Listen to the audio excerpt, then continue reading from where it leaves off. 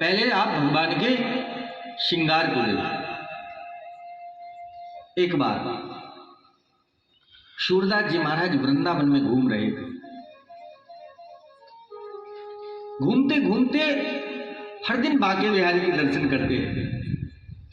पुजारियों ने कहा, बाबा आप इतनी दूर से पैदल चल के आते हैं, इसकी ठोकर खाते उसकी ठोकर खाते, कभी गिर जाते हैं और आप आकर के भगवान के सामने खड़े हो जाते हैं, आपको आंखों से तो कुछ दिखाई देता ही नहीं। सूरदास जी ने कहा, भैया आप बिल्कुल सत्य कहते हैं, मुझे आंखों से दिखाई नहीं देता, ये बात बिल्कुल आपने सत्य कही, मुझे दिखाई देता ही नहीं है, परंतु भगवान तो मुझे देख सकते हैं, इसलिए मैं भगवान को दिख जाऊं, इसलिए मैं भगवान के दरबार में हर दिन हाजिरी लगा देता हूं।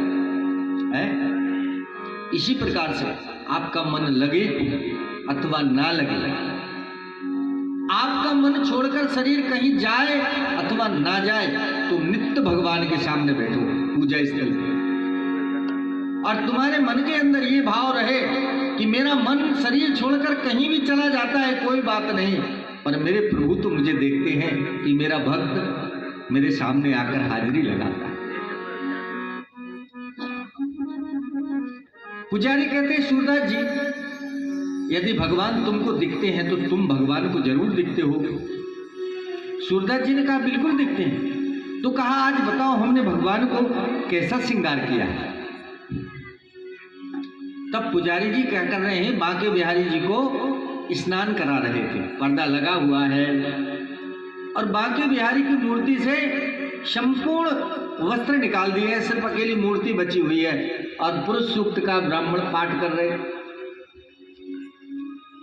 पुरुष सूक्त का पाठ करते करते पंचामृत से भगवान का स्नान चल रहा था। ब्राह्मणों ने भगवान बांके बिहारी को सुंदर स्नान कराया और स्नान कराने के बाद में आज कुछ नहीं पहनाया, सिर्फ एक मोती का हार पहना दिया। और मोती का हार पहना करके सूरदास जी से कहते हैं कि देखो सूरदास जी, अब हम भगवान का पट खोलने वाले हैं, अब आप बताना आज का श्रृंगार भगवान का कैसा है।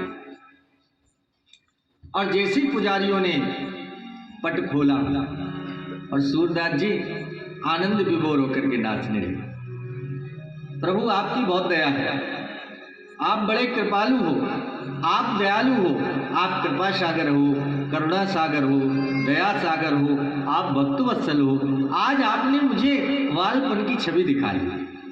हे पुजारियों, आज तो मैंने भगवान को नंग धड़ंगा देखा।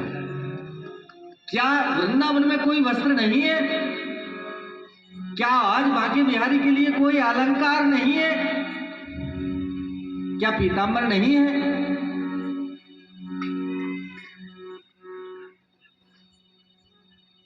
पुजारी शर्मिंदा हो गए और सूरदास जी के चरणों में गिर गए कि प्रभु आपकी आंखें भली नहीं है, लेकिन आपकी मन की आंखें हैं। अरे तुरा मन दर्पण कहला, तुरा